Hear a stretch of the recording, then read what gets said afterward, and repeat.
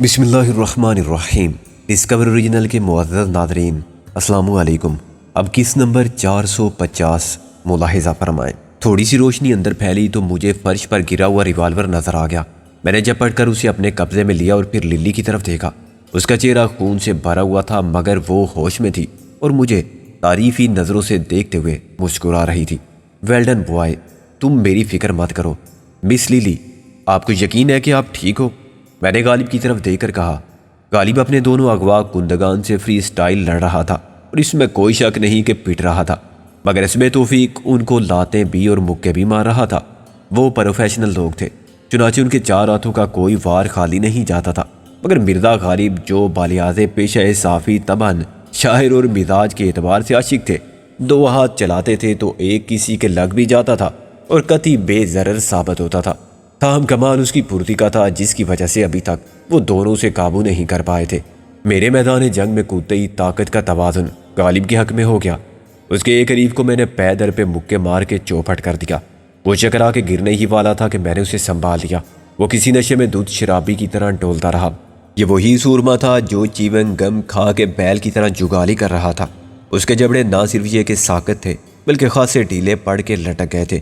اس نے جے بجرنگ بلی قسم کا نعرہ مارنے کی فضول سی کوشش کے بعد ہاتھ گھمایا، جو اس طرح گھوما جیسے کار کے انجن کا پنکھا بیٹری کا بٹھا بیٹھ جانے کے بعد گھومتا ہے۔ میں نے آخری ضربے مجاہد اس کی ناک کو افسوسناک بنا دیا اور پھر اسے یوں زمین پر ڈال دیا جیسے بکر عید پر قصاب چھری پھیرتے ہی بکرے کو وہیں ڈال کے دوسرے بکرے کی جانب لپکتے ہیں۔ دوسرا بکرا اپنی 75% افواج کی تصویر عبرت دیکھ کے بھاگنے لگا تھا کہ مرزا غالب اس کے پاؤں پڑ گئے۔ کس طرف کو جاتے ہو؟ غالب نے اس کو منہ کے بل گراتے ہوئے کہا۔ میں نے اس کو قمیض کا کالر پکڑ کر اوپر اٹھایا۔ اور اکیلے کیوں جاتے ہو؟ ہم بھی چلیں گے تمہارے ساتھ، ہمیں ہی لینے آئے تھے نا تم، غالب نے کہا۔ اب اپنے مردے چھوڑ کے بھاگنا چاہتے ہو؟ پہلے تم ان کو دفنا دو، پھر ہم تمہیں دفنا دیں گے بلا معاوضہ۔ وہ ہاتھ پیر جوڑنے لگا۔ مجھے جانے دو، میں ان کا ساتھی نہیں ہوں، یہ تم مجھے ساتھ لے آئے تھے۔ میں نے اسے زمین پر رکھ دیا۔ وہ چھوٹے قد کا آدمی تھا، چنانچہ اس کے پیر زمین سے اوپر اٹھے ہوئے تھے اور وہ مزی کا خیز انداز میں لاتے چلا رہا تھا۔ تم ان کے ساتھ آئے تھے مگر ساتھی نہیں ہو ان کے؟ کیسی عجیب بات ہے، میں نے کہا۔ انہوں نے 200 روپے دیے تھے۔ اچھا، گویا کرائے پر چلنے والی چیز ہو تم۔ چلو یہ اچھا ہوا کہ تم نے خود ہی بتا دیا۔ اب ہم تمہیں 200 روپے دیں گے، تم ہمارے ساتھ وہیں چلو جہاں یہ رہتے تھے، میں نے کہا۔ اب تم ہماری طرف سے لڑو گے؟ اتنی ہی بہادری کے ساتھ غالب نے تن سے کہا۔ مجھے نہیں معلوم ان کو کہاں جانا تھا، وہ بولا۔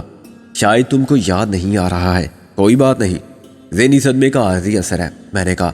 جب چھٹی کا دودھ یاد آئے گا نا اور نانی یاد آ جائے گی تو یہ بھی یاد آ جائے گا کہ صرف 200 روپے میں تمہاری زندگی کو اپنی بادی کے لیے داؤ پر لگانے والا کون تھا۔ میں نے اسے تقریباً اٹھا کے بلیک سیڈان کے کھلے دروازے سے اندر پھینک دیا۔ غالب نے میرے قریب آ کے ہاتھ چاڑے۔ بڑے بدماش بندے تھے۔ غالب کو اکیلا سمجھ کے دونوں کے دونوں اتر آئے تھے مقابلے پر۔ اچھا ہوا تم بیچ میں آ گئے، ورنہ تم ان کے بیچ میں آ جاتے، میں نے کہا، اور سینڈوچ ہو جاتے اخلاقاً۔ یہ لو توپ، میں نے اسے ریوالور تھما کے کہا۔ اس کرائے کے گوریلے کو سنبھال کے رکھو، کرائے کی چیز ہے، خراب یا ضائع نہ ہو۔ للی کی انسی پر میں اس کی طرف متوجہ ہوا۔ وہ کار سے باہر نکل آئی تھی اور ٹیشو پیپر سے چہرہ صاف کر رہی تھی۔ تم دونوں بہت پراسرار ہو، وہ بولی۔ کیا فائٹ دی ہے تم نے؟ یہ شاٹ کسی فلم میں آ جاتا تو لوگ تالیاں پیٹ پیٹ کے پاگل ہو جاتے۔ ریئل فائٹ کہاں ہوتی ہے فلموں میں؟ مس للی، تمہارے چہرے پر گہرے زخم تو نہیں ہے، میں نے کہا۔ نہیں، خراشیں معمولی، وہ بولی۔ مجھے اب واقعی افسوس ہو رہا ہے، تمہاری گاڑی کی حالت دیکھ کر بھی۔ یہ وقت ایسی باتوں میں ضائع کرو گے تو تمہیں زیادہ افسوس ہوگا، وہ بولی۔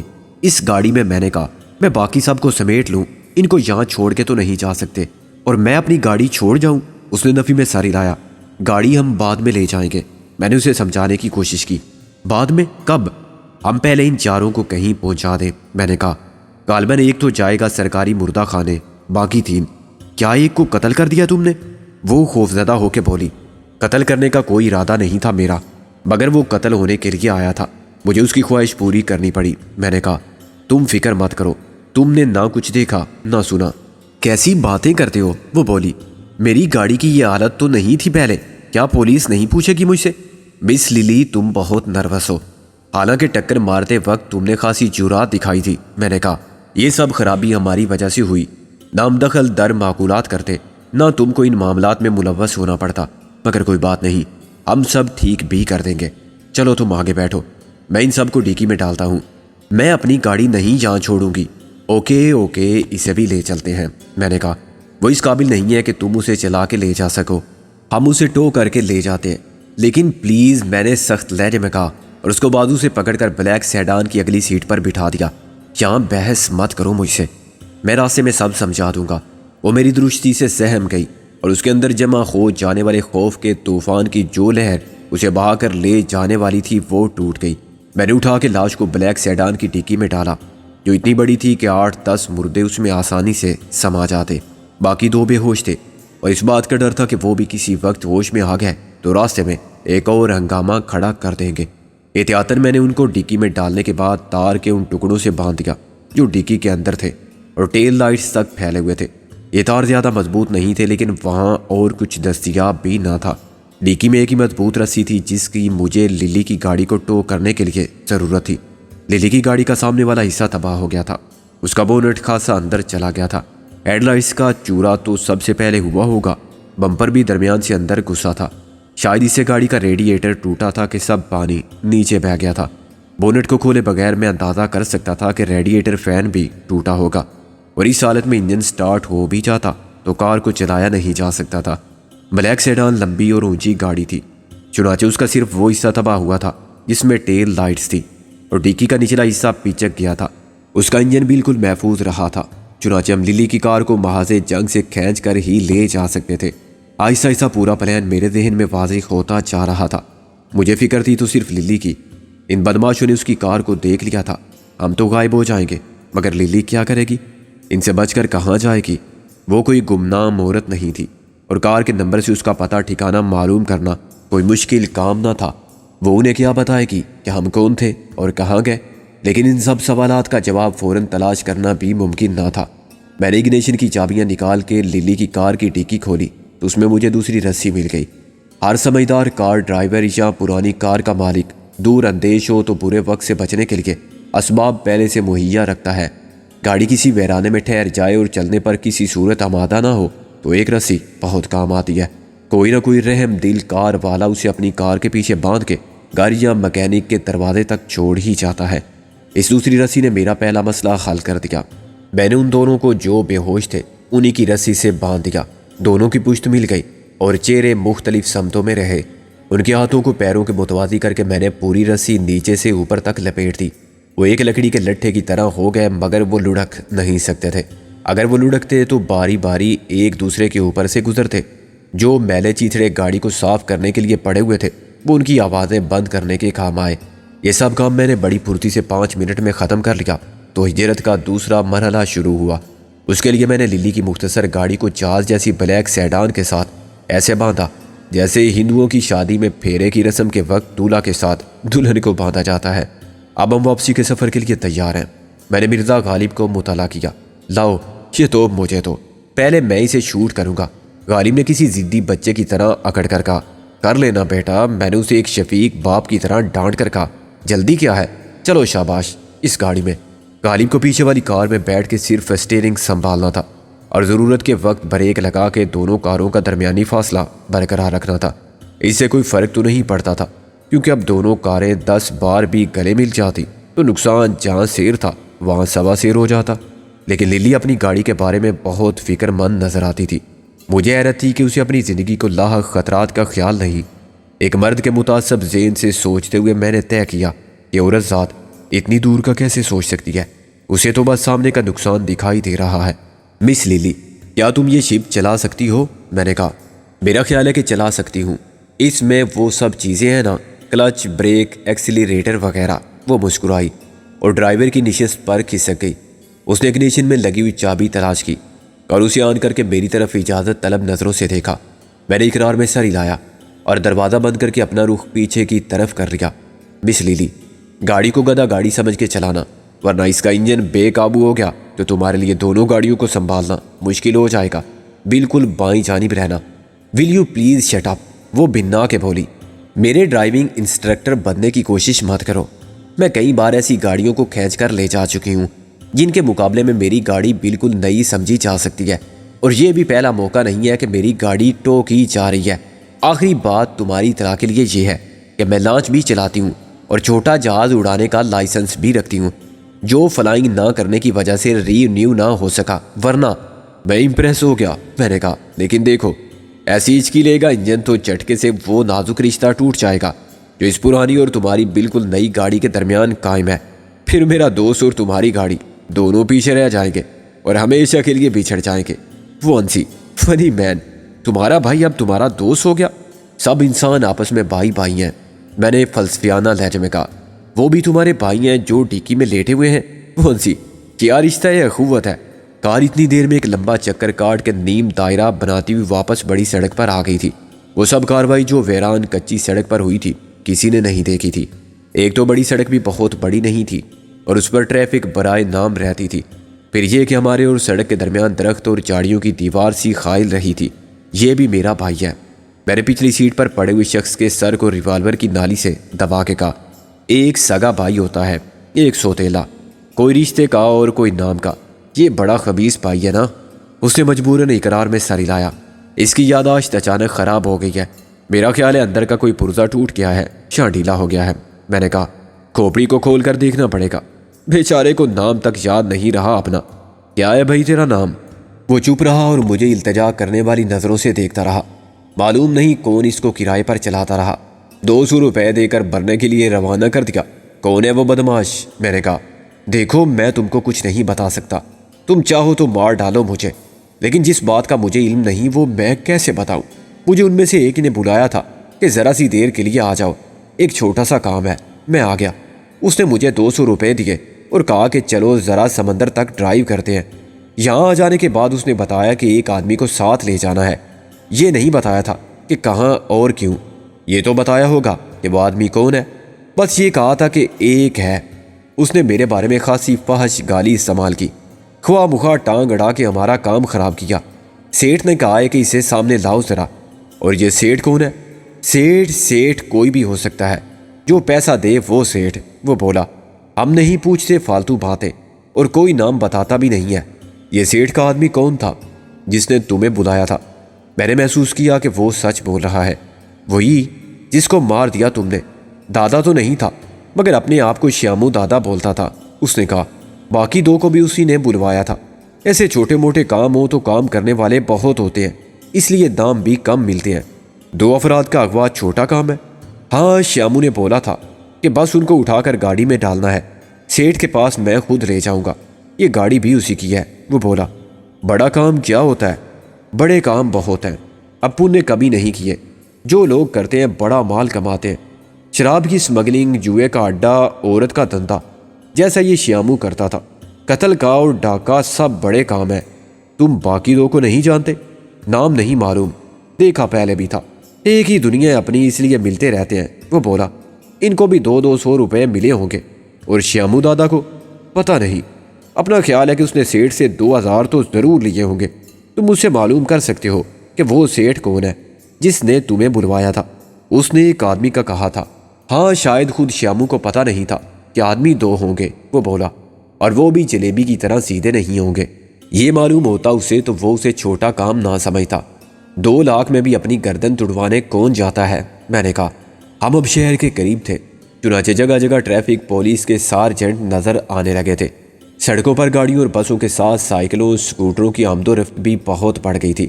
ایک چوراہے پر للی نے دائیں طرف دیکھے بغیر گزرنے کی کوشش کی۔ ادھر سے آنے والی کار کے ڈرائیور نے زبردست بریک لگائے۔ پہلے گزر نے کہا کہ دائیں طرف سے آنے والے کا ہوتا ہے مس للی۔ میں نے کہا کیا تم کو یہ بات معلوم ہے؟ مجھے یہ معلوم ہے کہ ٹریفک سارجنٹ پیچھے آ رہا ہے۔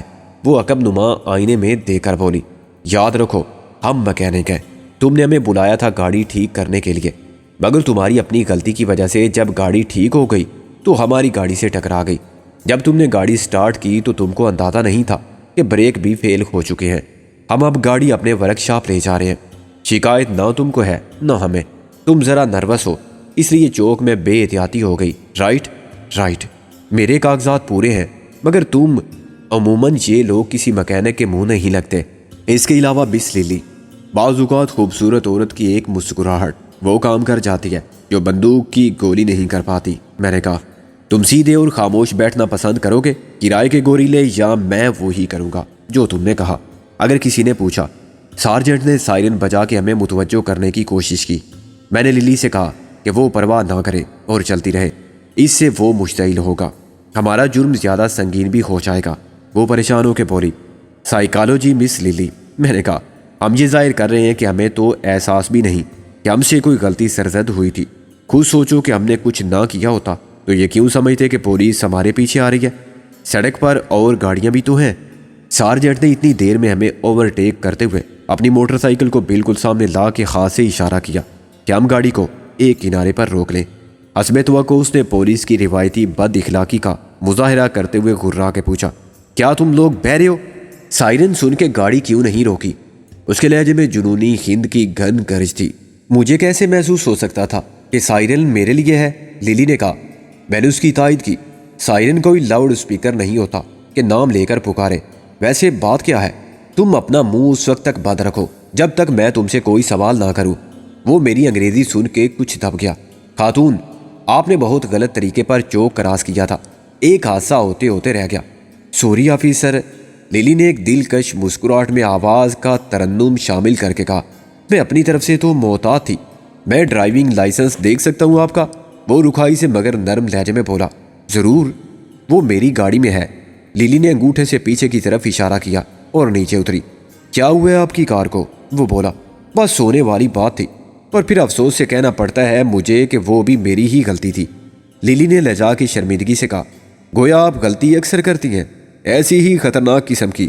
وہ مسکرا کے بولا، وہ نہیں، دراصل اسی کی وجہ سے میں کچھ نروس تھی۔ للی نے اسے پیچھے لے جا کے اپنی سٹوری سنائی۔ کاغذات اس کی گاڑی میں تھے جو للی نے بڑے اعتماد اور انداز دل ربائی کے ساتھ پیش کیے۔ وہ میری طرف آیا۔ تم کیسے مکینک ہو؟ ہٹے کٹے جوان آدمی ہو کے بیٹھے ہو، ڈرائیونگ یہ نازک سی لڑکی کر رہی ہے۔ للی کو لڑکی کہنے کا مطلب یہ تھا کہ پھول کی پتی سے ہیرے کا جگر کٹ چکا ہے۔ میرے دائیں ہاتھ اور بائیں پنجے میں چوٹ آ گئی تھی۔ اسی نازک سی لڑکی نے تو گاڑی چڑھا دی تھی مجھ پر۔ میں نے تلخ لہجے میں کہا، ورک شاپ کہاں ہے تمہارا؟ میں اس سوال کے لیے بالکل تیار نہ تھا، لیکن میں نے کہہ دیا، دادر میں۔ اچھا، یہ لو میرا کارڈ۔ اس نے مجھے کارڈ تھما کے کہا، اسی وقت میری گاڑی کو چیک کر لینا۔ دھواں دینے لگی ہے، رنگ بیٹھ گئے ہوں گے۔ میں نے مکینک حضرات کے مخصوص انداز میں فیصلہ صادر کر دیا۔ جو بھی ہو دیکھ لینا، وہ بولا، اور موٹر سائیکل کو کک مارنے لگا۔ میں نے اللہ کا شکر ادا کیا۔ میں اپنے اس جنگی قیدی کا بھی شکر ادا کر رہا تھا جس کی خاموشی نے مجھے زیادہ بڑی مشکل میں نہیں پڑنے دیا۔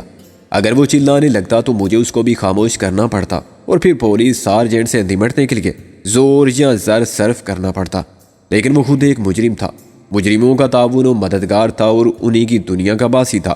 وہ بولتا تو اپنا راز کھولتا، مگر ہم بچ جاتے کیونکہ اس کے خیال میں ہم مجرم نہیں تھے۔ ہم نے مجرموں کے ایک گروہ کو کاروباری نقصان پہنچایا تھا، چنانچہ وہ ہمارے دشمن ہو گئے تھے۔ یہ بالواسطہ طور پر پولیس کی مدد تھی، اور اس سے ہم قانون کے طرفدار ثابت ہوتے تھے۔ مزید یہ کہ وہ خود اغوا کرنے والوں میں شامل تھا۔ اغوا کیے جانے والے ہم تھے، چنانچہ قانون بھی ہمارا طرفدار ثابت ہوتا۔ یہی سب کچھ سوچ کے اس نے بھی پولیس کے دفع ہو جانے پر اللہ کا شکر ادا کیا ہوگا کہ آسمان سے گر کے کھجور میں اٹکنے کی نوبت نہیں آئی۔ سارجنٹ کے کارڈ کو میں نے دیکھے بغیر جیب میں ڈال دیا تھا۔ جب وہ واپس چلا گیا اور ہم آگے نکل آئے تو میں نے کارڈ کو نکال کے دیکھا۔ اس پر نام پتہ سب ہندی میں لکھا ہوا تھا، اور میں للی پر ظاہر نہیں کرنا چاہتا تھا کہ مجھے اس دیش کی بھاشا نہیں آتی۔ مس للی، گاڑی کو یہاں روک لو۔ میں نے کارڈ واپس رکھ کے کہا، جس جگہ کی طرف میں نے اشارہ کیا تھا وہ ایک پرانی ریلوے سائڈنگ تھی جو مدت سے زیر استعمال نہ ہونے کے باعث ممبئی کی اس رات کی مخلوق کا مستقل ٹھکانہ بنی ہوئی تھی، جس کا کوئی گھر ٹھکانہ نہیں ہوتا۔ ایسے لاکھوں لوگ ممبئی میں ہر فٹ پاتھ پر، پارک میں، دکانوں کے تھڑوں پر یا پلوں کے نیچے اپنا بسیرا کرتے ہیں۔ سینگ سمانا تو محاورہ ہے، عملاً جہاں بھی آدمی کے سمانے کی اتنی جگہ ہو وہ لمبا لیٹ سکے، وہاں ہر رات کوئی سونے کے لیے آ جاتا تھا۔ اور یہ اوپن ایئر کرایہ دار بھی خدا کی زمین اور آسمان کی چھت کو اپنا حق سمجھ کے استعمال نہیں کر سکتے تھے۔ اس کے لیے وہ جگہ کے ٹھیکیداروں کو باقاعدگی سے ماہانہ بتہ دیتے تھے۔ بتہ دیے بغیر نہ کوئی کسی کی جگہ لے سکتا تھا اور نہ کسی کو اپنی جگہ آباد کر سکتا تھا۔ ممبئی کی زندگی کے یہ اسرار و رموز ہم پر بعد میں آشکار ہوئے تھے۔ ریلوے سائڈنگ پر لپٹے ہوئے بستر ٹین کے صندوقوں پر بڑے سلیقے اور کرینے سے رکھے ہوئے تھے۔ کتابوں، رسالوں، خصوصاً کرشن چندر کے ناولوں میں ممبئی کا جو نقشہ میں نے دیکھا تھا وہ میرے ذہن میں تھا، اور جو تصویر میرے سامنے تھی وہ اس نقشے سے مختلف نہ تھی۔ چنانچہ میں نے للی کے سامنے کسی حیرانی کا اظہار نہیں کیا۔ دونوں گاڑیاں آگے پیچھے رک گئی۔ غالب اتر کے آگے آیا۔ کیا آپ یہاں رہتی ہیں؟ اس نے بستروں اور صندوقوں کی قطار کی سمت میں اشارہ کر کے کہا۔ للی ہنسی۔ پہلے رہتی تھی، بہت پہلے، ایسی ہی جگہ تھی وہ بھی۔ خدا کا شکر ہے کہ اب میرے پاس خوش قسمتی کے دعوے کو ثابت کرنے کے لیے اپنا ایک گھر ہے۔ مس للی کی گاڑی کو الگ کر لو، میں نے کہا۔ اور مس للی، آپ اپنی اس گاڑی میں سے سب کچھ نکال لیں، کوئی بھی ایسی چیز نہ رہنے دیں جس سے بعد میں آپ کا سراغ ملے۔ کیا مطلب؟ اس گاڑی کو میں یہاں ہمیشہ کے لیے چھوڑ جاؤں گی؟ وہ بگڑ کے بولی۔ میں نے تو ایسی کوئی بات نہیں کہی، میں نے کہا۔ ہم اسے بعد میں لے جائیں گے۔ وہ کچھ شرمندہ ہوئی۔ یوں سی میں اس کی مرمت پر 2-4 ہزار خرچ کر سکتی ہوں، دوسری گاڑی افورڈ نہیں کر سکتی۔ غالب دونوں گاڑیوں سے بندھی ہوئی مضبوط نائلون کی رسی کو کھولنے کی کوشش میں مصروف تھا۔ کھینچنے سے گانٹھیں اتنی سخت ہو گئی تھی کہ اب آسانی سے کھلنے والی نہیں تھی۔ للی کار کے دروازے میں آدھی گھسی ہوئی اندر سے اپنے کاغذات نکالنے میں مصروف تھی۔ میں نے پچھلی سیٹ پر بیٹھے ہوئے شخص کو باہر آنے کا حکم دیا۔ وہ کچھ وحشت زدہ سا اتر آیا۔ شاید اسے اندیشہ تھا کہ ہم اس ویران اور الگ تھلگ جگہ پر گاڑی کے ساتھ اس کی لاش بھی چھوڑ جانے کا ارادہ رکھتے ہیں۔ تم اب جا سکتے ہو، میں نے کہا، ایک شرط پر۔ وہ بھونج کا رہ گیا۔ چند سیکنڈ کے بعد جب اس نے اپنی حیرانی پر قابو پا لیا اور اسے میرے الفاظ کا یقین آ گیا تو اس کے چہرے کی رونق لوٹ آئی۔ کیا شرط ہے؟ شیامو دادا کے ٹھکانے کا تم کو ضرور علم ہوگا۔ جب وہ تم کو بلاتا تھا تو تم کہاں رپورٹ کرتے تھے؟ میں نے کہا۔ بار بار، وہ بولا۔ 100 بار یا 1000 بار؟ کہاں پہنچتے تھے تم؟ میں نے چلا کے کہا۔ اس جگہ کا نام ہے بار بار، وہ ایک 3rd کلاس بار ہے، بنڈی بازار میں۔ وہ بولا۔ اس پر سائن بورڈ کوئی نہیں ہے، مگر وہ مشہور، میرا مطلب ہے بدنام جگہ ہے۔ تم کسی سے بھی پوچھ لینا جو شریف آدمی نظر نہ آتا ہو۔ بار کی مالک ایک عورت باربرا ہے، اس کے نام میں 2 مرتبہ بار کا لفظ آتا ہے۔ یہ فلسفیانہ نکتہ میری سمجھ شریف میں آ گیا، میں نے کہا۔ تم آگے بولو۔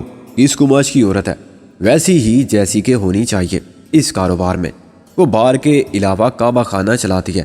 اس کے مراسم پولیس اور بدماشوں سے ایک جیسے کاروباری ہیں۔ وہ اس کو تحفظ فراہم کرتے ہیں اور باربرا ان کو دونوں چیزیں فری فراہم کرتی ہے جو اس کے پاس دوسرے عام لوگوں کو قیمت ادا کر کے ملتی ہیں۔ پھر کاروبار خاک کرتی ہوگی، سارے شہر کے بدماشوں اور پوری بمبئی کی پولیس کا اجتماع رہتا ہوگا۔ وہ ہنسنے لگا۔ صرف اپنے علاقے کے دادا اور اپنے علاقے کی پولیس، علاقے سے باہر کوئی نہیں جاتا۔ کیا میں جاؤں؟ ضرور جاؤ، اور یہ سب بھول جاؤ جو تم نے دیکھا یا سنا۔ اس میں تمہاری بہتری ہے، ورنہ تم دیکھ ہی چکے ہو کہ ہم کیسے لوگ ہیں۔ ہم آ جائیں گے تم کو تلاش کرتے ہوئے۔ دنیا ہمارے لیے چھوٹی سی جگہ ہے، میں نے کہا۔ اسے ساری لائے اور پلٹ کر تیز قدموں سے چلتا ہوا غائب ہو گیا۔ للی اپنی گاڑی سے سب کاغذات وغیرہ نکال کر لے آئی تھی اور غالب نے بھی رسی کاٹ کے الگ کر دی تھی۔ ڈرائیونگ اب میں نے سنبھالی اور للی سے کہا کہ وہ ہمیں راستہ بتاتی چلی جائے۔ 2 میل آگے جانے کے بعد مجھے پھر ایک ایسی جگہ نظر آئی جہاں کار روک کے میں نے ڈگی کھولی۔ بندے ہوئے افراد میں سے ایک کو ہوش آ گیا تھا۔ میں نے اسے کھینچ کر باہر نکالا اور سڑک کے کنارے پر پھینک دیا۔ اس میں فوراً اٹھنے کی ہمت بھی نہ تھی۔ گاڑی چلانے کے بعد میں نے آئینے میں دیکھا تو وہ کھڑا ہو چکا تھا۔ پھر ہم نے موڑ کاٹا اور میں نے گاڑی کی رفتار بڑھا دی۔ دوسرا شخص اس وقت بھی بے ہوش تھا جب میں نے اسے سڑک کے کنارے ایک بینچ پر لٹا دیا۔ تمہارا فلیٹ اب کتنی دور ہے؟ میں نے پھر گاڑی آگے بڑھا کے کہا۔ ابھی 5-6 میل کا فاصلہ تو ہوگا، للی نے کہا۔ کیوں؟ میں تم کو اس شاہی چھکڑے میں عین گھر کے دروازے پر ڈراپ کروں گا تو تمہاری پوزیشن مشکوک ہو جائے گی، میں نے کہا۔ کیا تم گاڑی کو ایسے ہی چھوڑ دو گے لاوارث؟ یہ گاڑی نہیں، میت گاڑی ہے، میں نے کہا۔ اس میں جو لاش ہے وہ بھی لاوارث ہے۔ گاڑی کو میں نے 2 میل آگے جا کے روک دیا۔ ہم تینوں اطمینان سے اتر کے پیدل روانہ ہو گئے۔ 1 فرلانگ چلنے کے بعد میں نے ٹیکسی روکنے کا خیال ظاہر کیا۔ اب تم جاؤ، میں نے کہا۔ کیا مطلب؟ اکیلی جاؤں؟ تم اس ویرانے میں کار لے کر اکیلی پھر رہی تھی، پھر بیچ شہر میں ڈرنے کی کون سی بات ہے؟ تم نے بل ادا کرتے وقت ایٹیکیٹس کی بات کی تھی۔ کیا یہ ایٹیکیٹس کے خلاف نہیں کہ تم مجھے چھوڑنے جاؤ اور پھر میں تم کو کم سے کم 1 کپ چائے کے لیے ضرور کہوں اور تم اخلاقاً اس دعوت کو مسترد نہ کرو؟ میں ہنس پڑا۔ ہم ایٹیکیٹس کو نظر انداز نہیں کر سکتے۔ للی نے خود ہی میرا مسئلہ حل کر دیا۔ میں چاہتا تھا کہ اس کے ساتھ جاؤں اور اسے بہت سی باتیں سمجھا دوں جو شاید اس کے ذہن میں نہیں تھی، لیکن میں زبردستی اس کے ساتھ کمبل نہیں ہونا چاہتا تھا۔ للی کا فلیٹ ایک پرانی 5 منزلہ عمارت کے تیسرے مالے پر تھا، یعنی تیسری منزل پر 2 مختصر کمروں اور مختصر ترین کچن اور باتھ پر مشتمل فلیٹ کا مجموعی رقبہ شاید 400 اسکوائر فٹ ہوگا۔ لیکن للی اکیلی رہتی تھی۔ اس نے اپنے کمرے کا بھی ایسا شاندار بیک اپ کیا تھا کہ وہ معمولی فلیٹ اس معمولی لڑکی کی طرح قیامت خیز طور پر خوبصورت نظر آنے لگا تھا، جیسے ماہرین آرائش نے دلہن بنا دیا ہو۔ ڈرائنگ روم میں ہر چیز اتنی صاف ستھری، چمکتی دمکتی اور کرینے سے رکھی ہوئی تھی کہ ہمیں قالین پر اپنے بھدے جوتوں کے ساتھ چلتے ہوئے جھجک محسوس ہوئی۔ یہی حال بیڈ روم کا بھی تھا۔ یوں لگتا تھا کہ یہ فلیٹ صرف ایک شو پیس ہے، اس میں رہتا کوئی نہیں، اور اسے صرف فلیٹ بنانے والے اپنے اشتہاری فلموں کی شوٹنگ میں استعمال کرتے ہوں گے۔ کہتے ہیں گھر مکین کی خوبصورتی کا آئینہ ہوتا ہے۔ میں نے کہا یہ بات سچ ہے، آرام سے بیٹھ جاؤ اور یہ سن دو کہ میں یہاں تم کو صرف چائے کا ایک کپ پلانے کے لیے نہیں لائی ہوں۔ وہ بولی میں چاہتی ہوں کہ تم اپنا حلیہ ٹھیک کر لو، اس میک اپ کو بدل ڈالو۔ اگر میک اپ کر کے پھرنا ضروری ہے تو میں تمہاری مدد کروں گی، لیکن اس میک اپ میں فنی خرابی ہی نہیں، خطرہ بھی ہے۔ اب یہ بتاؤ کہ پہلے تم نہا دو کہ یہ میک اپ اتارو گے یا پہلے چائے پیو گے؟ میں نے نفی میں سر ہلایا۔ اس وقت تو ہم صرف ایک کپ چائے کا ہی پئیں گے۔ میں نے گھڑی پر نگاہ ڈال کے کہا جس میں شام کے 5 بجنے والے تھے۔ ہمارے لیے تمہاری تشویش کے جذبات یقیناً قابل قدر ہیں، اور چونکہ تم سے کوئی پردہ نہیں رہا، اس لیے میں یہ تسلیم کرتا ہوں کہ اس میک اپ کے ساتھ پھرنے میں واقعی ہمارے لیے خطرات پیدا ہو سکتے ہیں۔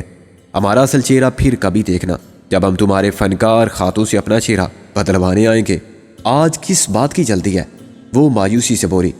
مجھے کوئی جلدی نہیں، غالب نے مسکرا کے کہا، لیکن اس کو کہیں پہنچنا ہے، ایک ایسا کام جو ٹالا نہیں جا سکتا۔ تو اسے جانے دو، وہ بولی۔ میں نہیں پوچھتی کیا کام ہے، مگر اس طرح یہ لوٹ کر تو آئے گا۔ غالب نے کہا ہم میں سے کوئی کبھی اکیلا کہیں نہیں گیا، ہم ایک دوسرے کا سایہ ہے، شاید جہنم میں بھی اکٹھے جائیں گے۔ جاؤ تم اپنا منہ ہاتھ دھو لو اور ڈریسنگ کر لو، چہرے پر خراشوں کے نشان نہ رہ جائیں کہیں۔ میں نے کہا۔ وہ پلک جھپکائے بغیر مجھے دیکھتی رہی، لیکن اس کی آنکھوں کی ویرانی سے میں نے اندازہ کر لیا کہ در حقیقت وہ کچھ اور ہی دیکھ رہی ہے، جو نہ میرے سامنے ہے اور نہ اس کے سامنے، بلکہ صرف اس کے خیالوں میں ہے، اور اس کے ماضی کا حصہ ہے یا مستقبل کا خواب ہے۔ پھر اس نے جذبات سے آری لہجے میں کہا کون دیکھتا ہے یہ داغ؟ ان سے گہرے تو دل کے داغ ہوتے ہیں۔